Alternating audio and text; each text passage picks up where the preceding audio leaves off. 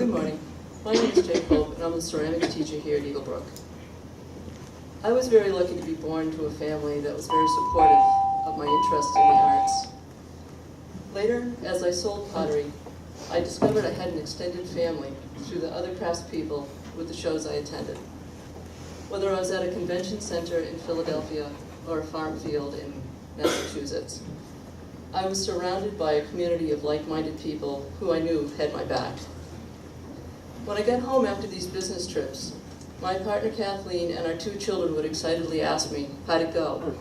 My answer was almost always the same. It's a lot of work for a little bit of money, but you meet the coolest people. I would like to take this opportunity to introduce you to one of these very cool people. A person who understands not everyone is lucky enough to have a family, and who also understands that art has value. Please join me in welcoming Pam Kinsmith.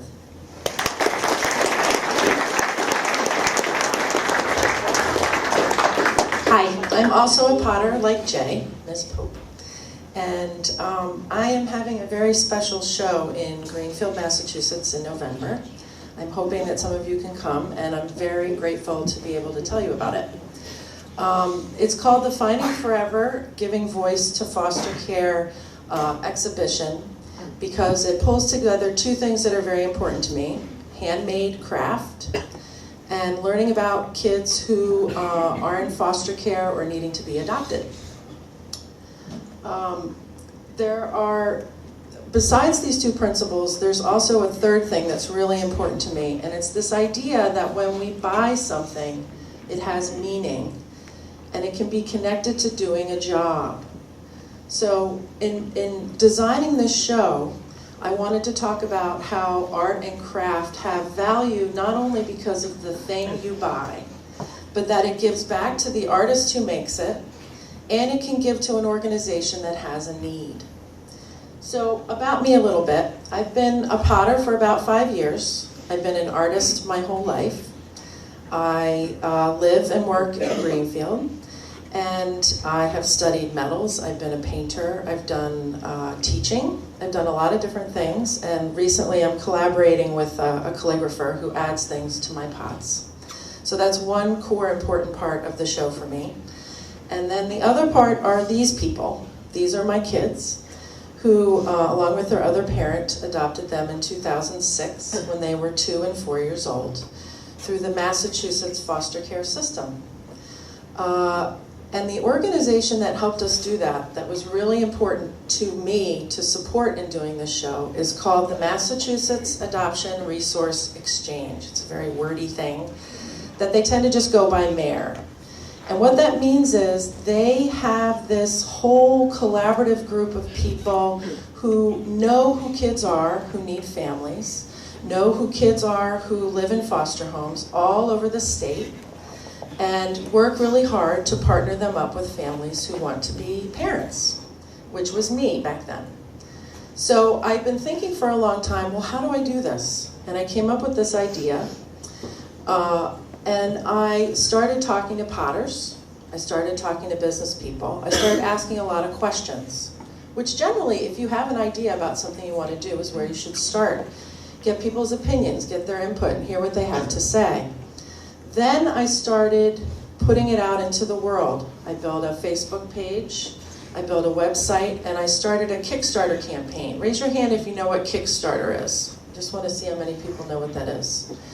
So for those of you that don't, Kickstarter is a really amazing way that the internet is being used to raise money. And you can go to Kickstarter, is a particular website, kickstarter.com, where people who want to build things, like machines that will make things, or they want to release an album out into the world, they want to start a restaurant. You build a campaign around, here's what I want to do, and I would love it if you would give me your money to do that. So I needed the money to pay for the rent and the electricity and to make signs, to pay for the website. So I started a Kickstarter campaign, and suddenly strangers started giving me money. Suddenly people started writing to me and saying, I was adopted, I really believe in what it is that you're doing. And we were able to raise $2,000 pretty quickly to cover basic costs to have the show. Then we started writing to potters. And this was kind of an interesting phenomenon when you write to people and say, I'd like you to send a cup in for this show we want to have, and that cup is going to represent a child in foster care, and we're going to invite this organization to come and talk about what they do. And potters would say to me, sure, I'd be happy to give you a cup. You can have it. And I said, no, I don't want to have your cup. I want to pay you for your work. As artists, we get asked a lot to just give things. When you go to the grocery store, do you say, I really like that bread. Will you just give it to me? Or you go to your dentist and say, oh, I need a gold filling. Can I just have that? No. If you become a doctor, you're going to charge people because you have this expertise, right? And you have a service that you provide that has value. And so we pay money to go see a doctor, or your auto mechanic, or your teacher, right? Artists get asked a lot. I want to do this thing. Will you give me something I can sell to raise money? It happens a lot. And I said, no, that can't happen, because what we do in making things with our hands is just as valuable as that auto mechanic, right? Or the dentist, or the loaf of bread. So if somebody said to me, I want to submit a cup, and I said, then I want to pay you. And so every cup that's going to be sold at the cup show, the money will go to sustain that artist in their craft, and another chunk of the money will go to the Massachusetts Adoption Resource Exchange. So back in June, we sent out these letters and we went, okay, I wonder if we're going to get any cups. I think we'll get 10. Because I've never done this before. I thought, well, maybe we'll get 20. 20 would be great. 20 is a respectable number. Does anybody have a guess how many cups we received in 3 months? In the green. 100 is a great guess. We didn't get quite 100. As of today, we've gotten 80 cups from 12 states, which is pretty amazing. And I think it speaks to the community that Ms. Pope was talking about. I had a foster mom who's a potter write to me from Vermont and said, I'm sending you 8 pots today. And it started to be like Christmas on my doorstep. Every day there was a box. People started writing ho, ho, ho on the box. Because I would blog every day about this remarkable experience. Every single cup is different. Every single cup is someone's vision. And every one of these potters said, I want to support this idea. I've never seen this before. And the idea of purchasing a piece of art, this symbol in your hand, for an idea around supporting kids in foster care who are looking for their families. So, is that the 30-second window? Yes? Okay, so just to reiterate what I was saying, is that I really wanted to support this organization that helped me find my kids. I really wanted to support artists, that this is an important, valuable gift that we are given, that we want to share with you, and has financial worth like anything else. And that connecting the idea of buying, supporting, and building community together. So when you guys have ideas, don't forget about them. Save them. Ask people about them. Investigate them. Look for other people who are like, oh yeah, that's a great idea. I could help you build the blah, blah, blah that will support the... I've had people coming out of the woodwork to clean the studio where we're going to have it, to paint the space, to... Yeah, I'll come, I'll help you set up, I'll help you do it, I'll make food for everyone who wants to come. You'll be amazed what will happen when you have these ideas and you put them out into the world. So I want to thank you very much for letting me come today. I'm wondering if any of you have any questions about what I've said. I've said a lot, and I wanted to give you an opportunity if anybody wanted to ask anything. Yeah? What do I do with the cups? So all of the cups are going to be for sale and on display in Greenfield starting in November, and people will buy them. I'm hoping people buy all of them. Because then when we sell them all, a big chunk goes to the artist, which is really important to value their work and pay them for their time. And a big chunk of the money goes to the Massachusetts Massachusetts Adoption Resource Exchange, and then a teeny bit goes to us putting the show on. And then every person will take that cup home, maybe give it as a gift for Christmas, and it'll have a certificate that says, your purchase, here's what it did.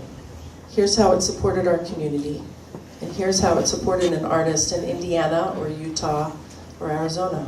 That was a really good question. Anybody else have a question? Yeah? So you adopted your kids? I did. I adopted my kids from foster care, their brother and sister, when they were 2 and 4 years old. Anybody else have questions about adoption? It's a very big idea that not everybody has an opportunity to ask questions about. Yeah? How did you decide to adopt this? Say that again? How did you decide to adopt this? How did I decide? What do you mean? Normal people don't like to adopt them. Normal people don't want to adopt kids? Is that what you said? That's a really good question. So, we decided we wanted 2 kids.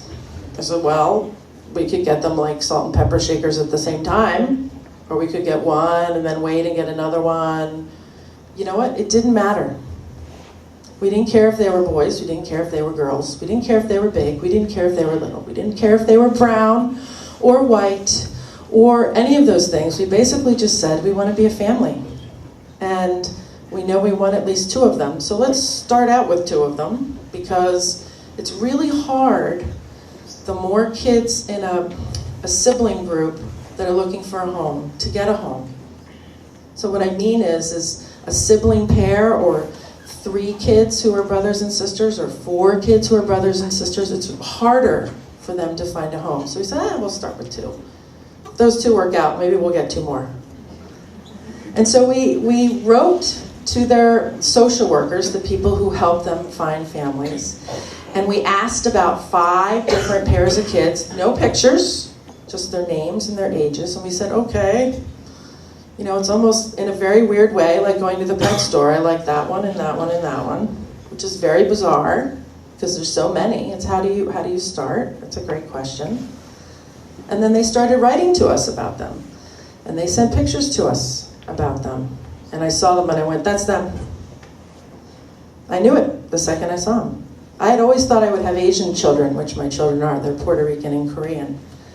And I saw them and I went, somehow, that's them. You just know. Anybody else? Thank you very much for your time. I hope that you may come to the show on November 7th.